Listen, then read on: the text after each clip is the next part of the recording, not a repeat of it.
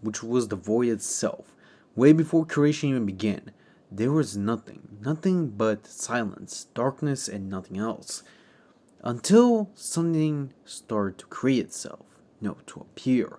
It was a flame, but not just one, it was a purple and reddish flame. A flame which consistently trying to form itself, to, to seem to take a shape. But it took a real long time, thousands of years, and eventually it started to condense into a form. And eventually 10 million years would pass, with the being now having its own body.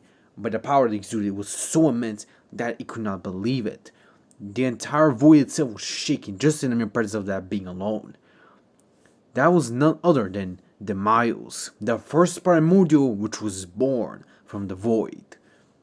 Deimios looked around, confused, because he was the only being which existed, but he was confused. There was nothing but himself. He sighed, thinking that maybe he would be alone in this eternal darkness, but something sparked, which actually sparked interest within the primordial. As he looked to the side, he saw a bang, a flash of light so powerful that it exploded, blinding him for a split second. And eventually, that light began to turn to smaller lights, becoming stars, galaxies, and eventually universes. The Miles was impressed, even more surprised as well. He could feel the energy within this void. No, it was never a void anymore. It was a world itself. It was like creation now began. And Deimios was curious and decided to explore this world. As he explored, thousands of years would pass, with him becoming the oldest being to ever exist. But eventually, another being was born. That being his brother, Oranos, the king of the primordials. Of course, he was the first primordial to be born, after Deimios himself. Eventually, Oranos decided to introduce himself, with Deimios being cautious, but eventually, somehow, this being was much more softer to him. He didn't hold a similar appearance to him, not the intimidating type, but much more calm, composed type. He was confused, but he did listen to him. And eventually, Orion introduced himself as a primordial. But he also says that Deimios was also one, with Deimios confirming, saying he was created within the void itself. Eventually, Oranius was able to actually figure out that Deimios was created way before creation even began, meaning that he was basically the oldest primordial besides himself, which surprised Oranius. But he decided to take Deimios with him, as he wanted to guide him in ways of trying to civilize with the other primordials, which Deimios decided to accept, as he had nothing else to do. With Deimios being incredibly powerful, even Oranius was surprised by the power Deimios held. Even being in his mere presence, he was surprised that he held this much power. Of course, Deimios apologized to Oranius, his young brother, and eventually lowered his power, lowering to at least 1%. And Oranius was actually surprised that he actually lowered that much, and now he can actually feel that he was comfortable as well. Oranius says that he's always been at full power, ever since he explored this world. So he still needed a lot of room to grow his own power, and Ross did not object to this, saying that indeed, even beings like them need to grow stronger as well. Eventually, Demas was introduced to the other primordials, though unlike Oranius, the other primordials were arrogant and even mocked Deimios for being so old, alongside not even seeing that powerful. But eventually, they were all beaten by Deimios and never dared challenge him ever again. Eventually, the primordials became much more humble towards him, and thousands of years would pass, but there will be a new primordial being born. She will be born after the creation of the other primordials. She will be known as Gaia, the primordial of life in nature itself. Of course, Deimios was impressed and even enchanted by her beauty. She was nature itself, in the heart of the world itself. Deimios was pretty impressed, as she was not arrogant. She was beautiful, elegant, gentle, and soft towards anyone. Even the primordials were arrogant as well. He could feel that her power was nothing to be slacked on, but her gentle approach was something that he never expected from a primordial.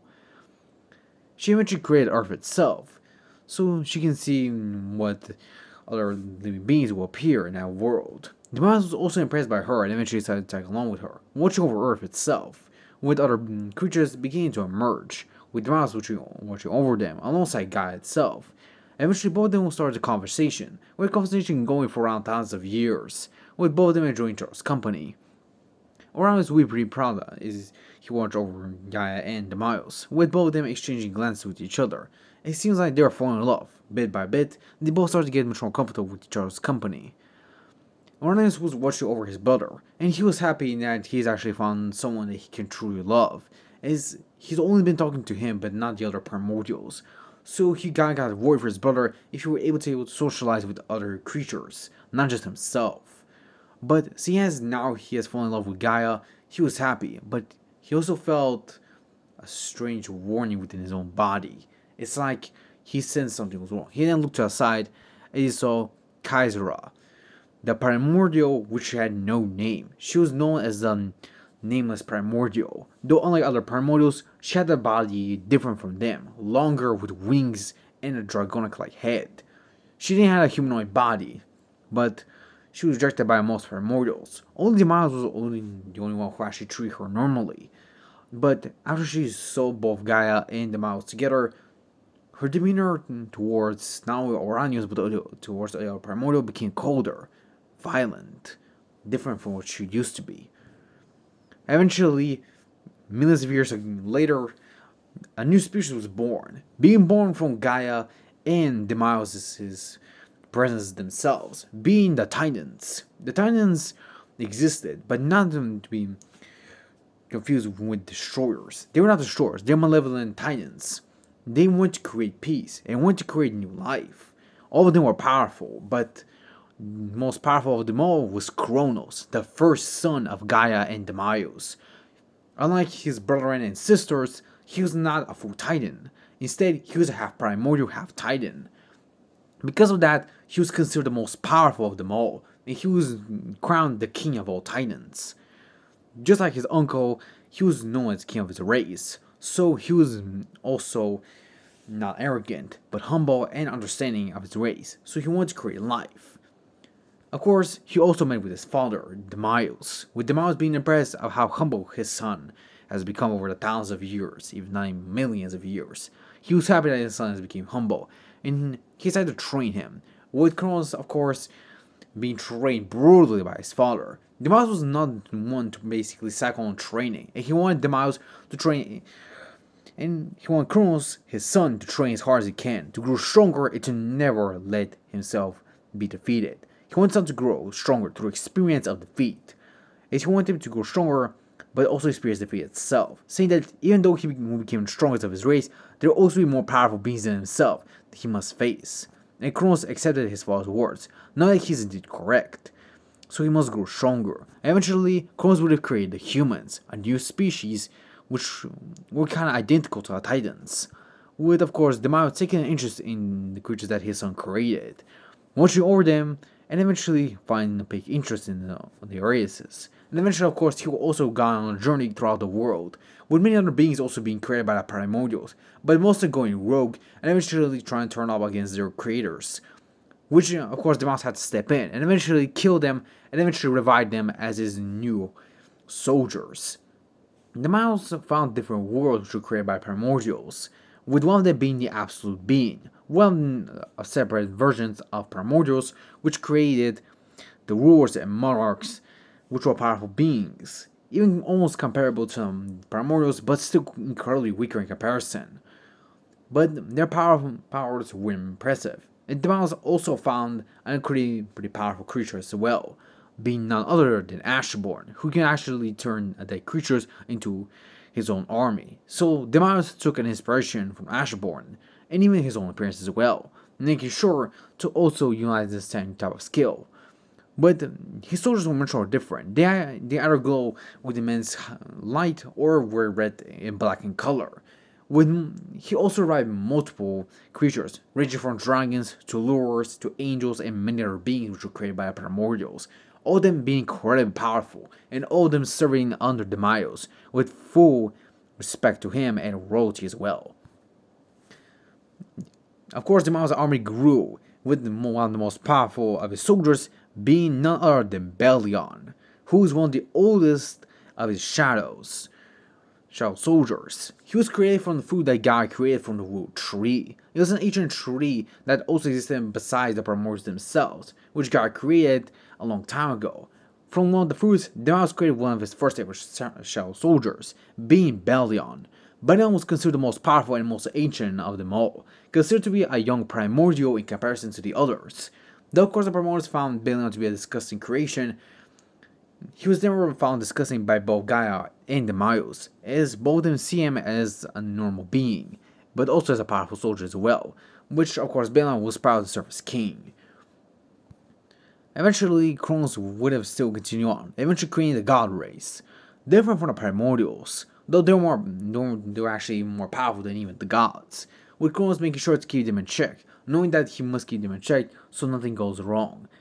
But of course, he didn't watch over the humans, but eventually, one of the gods that he created had his own children, and eventually led to a fall of the humans, eventually leading to the humans losing their immortality, became immortals, but of course, Kronos did not object to this idea, as he wanted to see his children happy, knowing that they wanted to be happy together, and he was not opposed to that, as he knew that happiness could only be achieved through people together. Deimios, of course, was really happy to find out his son was this responsible, but he felt an impressive amount of presence, a dark one. He was confused, but eventually he appeared. Feeling the death of thousands of primordials and titans, he was shocked.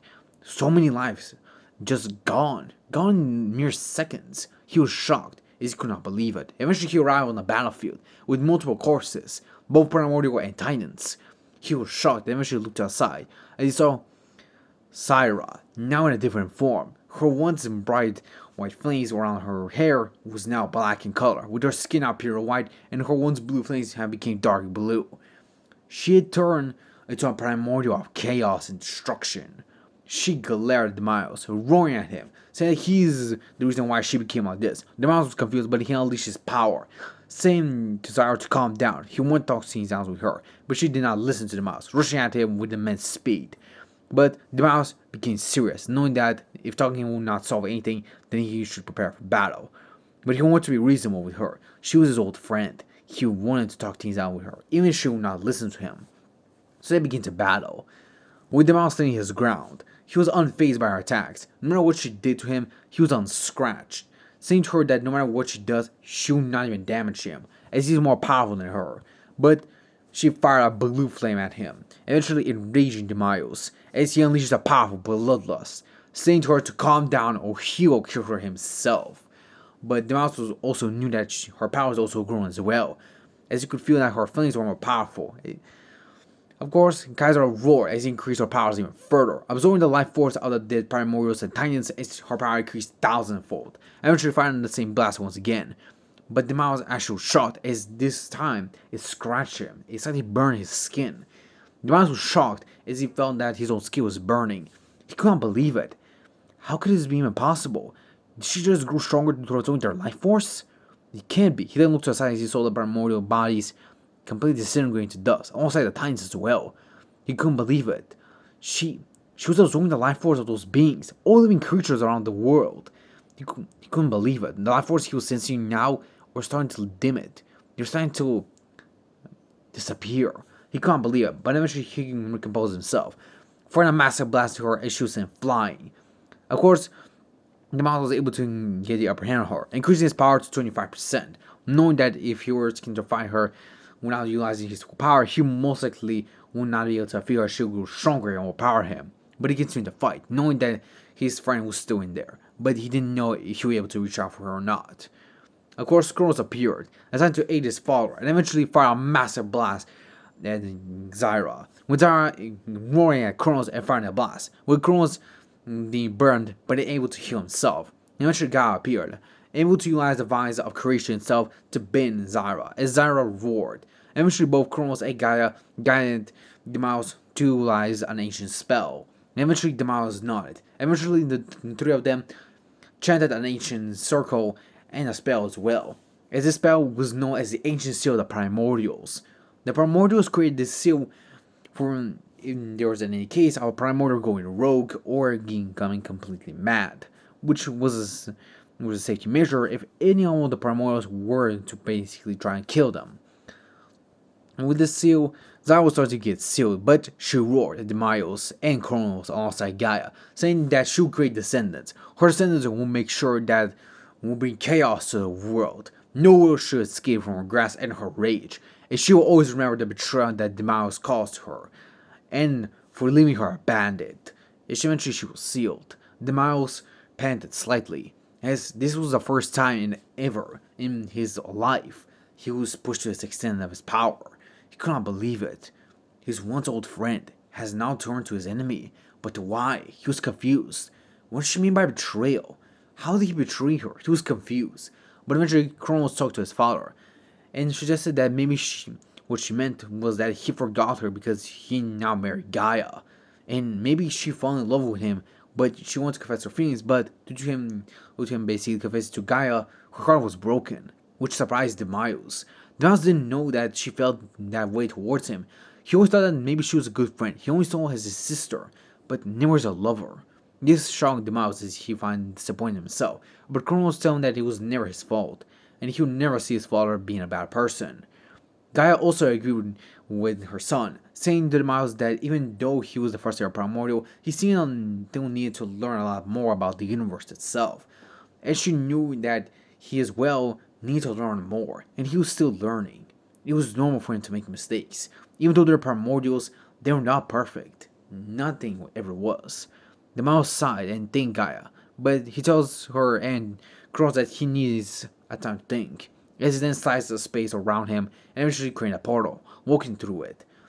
Gaia sighed as he realizes that Deimos is starting to go into his meditation phase. Of course, Kronos asked her what his mother meant, with Gaia explaining that this is once per 1 million years that Deimos goes into that state. It's basically that he meditates and tries to figure out the answer to his questions, but you know that this time is different.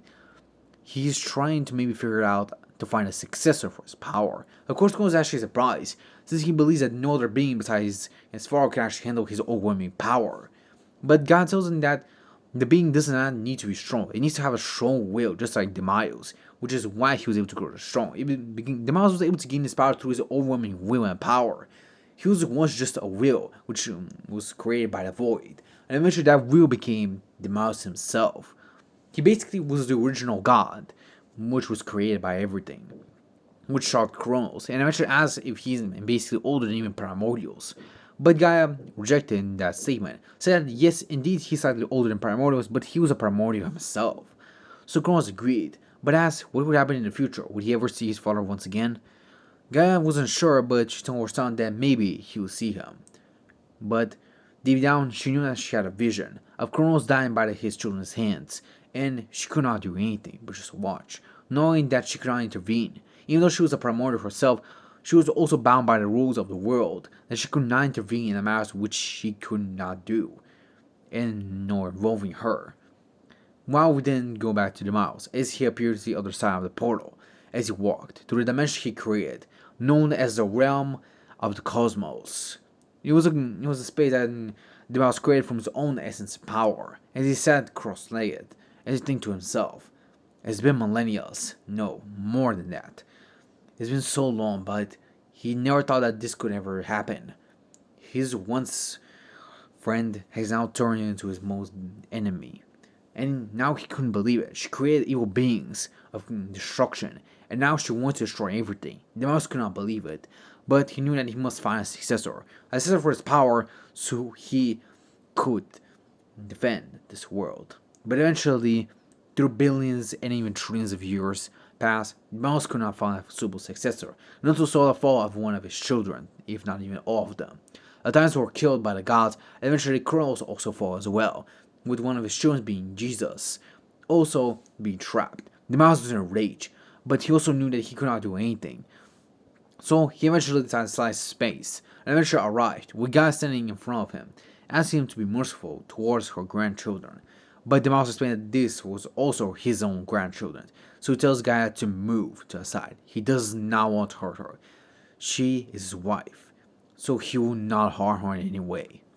Gaia sighed and eventually decided to step back, but telling him that she will always love him no matter what. Deimos said that he also loved her as well. And eventually he walked to Zeus, and eventually told him to neither think that he can do anything to the other races, as now the gods are the only race to exist, but also dragons, and humans. And he tells him that if you're able to harm the humans once again, he'll make sure to kill him himself. Of course, Zeus was shaken by Deimos' overwhelming pressure. Even the other gods as well knew that Deimos was not to be underestimated, as he was known as the ancient primordial, so ancient that no one even knew of his existence. Only Kronos, through, through, through his legend that he explained to his children, they knew Deimos. He was their grandfather, was one of the most powerful primordials. Eventually, Deimos left the gods by themselves, knowing that they'll find a way to live on their own. But he also watched over the humans, making sure that they live peacefully.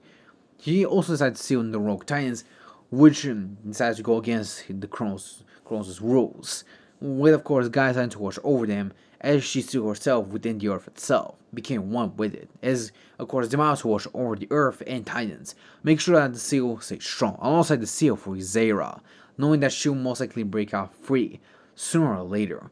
But until then, he must find a suitable successor, a powerful being with a strong will. He knows it may take him years, but he's willing to wait. He's willing to be patient. He knows that time is of the essence, and he has more than enough with his power.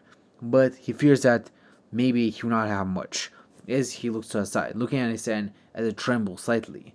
As the monster realizes that the age, due to him living for so long and realizing so much power, is starting having a backlash from his body.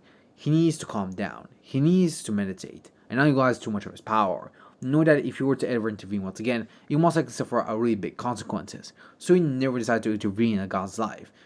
Up until the year of 2008. Eventually, a baby was born, but Deimos was able to sense the birth of that baby. It was different from the other babies. It held a will, a different will from anyone else. And Deimos decided to choose this baby as a successor, as his baby was none other than myself. But this is the end for this story of the origins of my existence. I'll see you guys in the next one. Sayonara.